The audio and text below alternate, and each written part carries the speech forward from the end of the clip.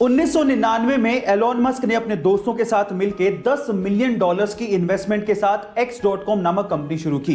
बाद में यही company famous payment system company PayPal बनी, जिसे 2002 में ईबे ने $105 बिलियन में खरीदा। अब इस डील की वजह से एलोन मस्क को $165 मिलियन मिले।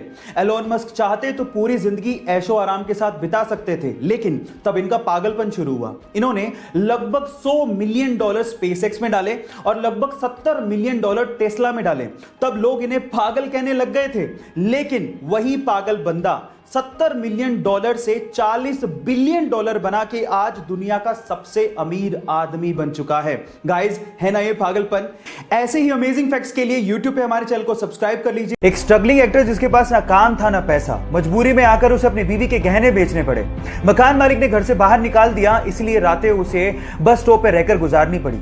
अपनी भूख मिटाने के लिए उसे $25 में अपना फेवरेट कुत्ता तक बेचना पड़ा।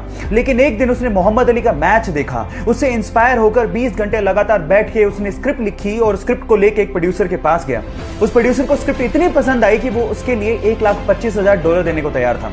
लेकिन इस बंदे ने शर्त रख दी कि इस मूवी में लीड रोल वही करेगा, जो कि प्रोड्यूसर को नागवार था। उस प्रोड्यूसर ने उसे कहा कि मैं तुम्हें $2.5 लाख देने को तैयार हूं स्क्रिप्ट के लिए, लेकिन वो बंदा टस से मस नहीं हुआ।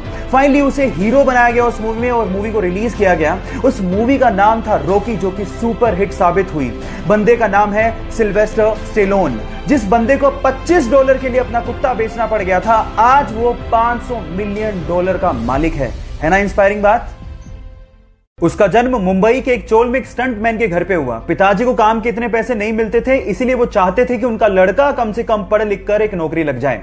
इसके लिए उसने इंजीनियरिंग की पढ़ाई पूरी की, लेकिन इसी दौरान जब उसे एक जॉब का लेटर मिला तो उसने अपने पैशन के लिए उस जॉब के लेटर को फाड़ते हुए कहा कि वो 9 से 5 की नौकरी के लिए नहीं बना है। इसके बाद उसने गैंग्स ऑफ वासेपुर में एज एन असिस्टेंट काम शुरू किया और फिर पीछे मुड़ के कभी नहीं देखा। मसान मूवी से उसने सबका ध्यान अपनी तरफ खींचा, राजी मूवी से सबके दिलों में जगह बनाई और संजू मूवी के कमली किरदार से उसने सबको रुला के रख दिया। फिर उसके बाद उरी मूवी में दमदार किरदार करके नेशनल अवार्ड तक जीता। 3 साल पहले जिसे कोई जानता तक नहीं था, आज उसने अपनी एक्टिंग और अपनी मेहनत से करोड़ों दिलों में जगह बना ली। विकी कौशल के इस मेहनत के लिए 1 लाइक तो बनता है। मुंबई की सड़क पर एक कुत्ते का किसी कार से एक्सीडेंट हो गया, तो वहां पर मौजूद शांतनु नायडू नामक एक लड़के ने इन स्ट्रीट डॉग्स के लिए कुछ करने की सोची। उसने दिमाग लगाया कि क्यों ना इन स्ट्रीट डॉग्स के गले में एक चमकदार कॉलर डाल दिया जाए, जिससे ड्राइवर को दूर से ही ये दिख जाए ताकि इनकी जान को बचाया जा सके। और उसने मुंबई में गली मोहल्लों में जाके सभी स्ट्रीट डॉग्स के गले में ये चमकदार कॉलर डाला भी। उसकी स्टोरी को टाटा समूह की मैगजीन में कवर भी किया गया और उसके बाद रतन टाटा ने खुद ने शांतनु को फोन करके उनके साथ काम करने को कहा। बहुत बड़ी बात है गाइस। तो शांतनु नायडू और उसकी पहल के लिए 1 लाइक तो बनता है। एक मां अपने बच्चों के लिए कुछ भी कर सकती है और कुछ ऐसा ही किया यूपी के वाराणसी की 75 साल की अमरावती देवी ने अपने बेटे के लिए, जिसका बेटा आज से 4 साल पहले फ्रूट की गाड़ी लेके नेपाल जा रहा था, लेकिन रास्ते में ही सामने वाली गाड़ी से उसका एक्सीडेंट हो गया और सामने वाले की मौत हो गई। तब नेपाल पुलिस ने उस बेटे को पकड़ लिया, लेकिन बेटे का नेपाल पुलिस से यह कहना था कि एक्सीडेंट उसकी वजह से नहीं बल्कि पीछे से आने वाली गाड़ी की वजह से हुआ। लेकिन नेपाल पुलिस ने इसका यकीन नहीं किया और उसे जेल में डाल दिया।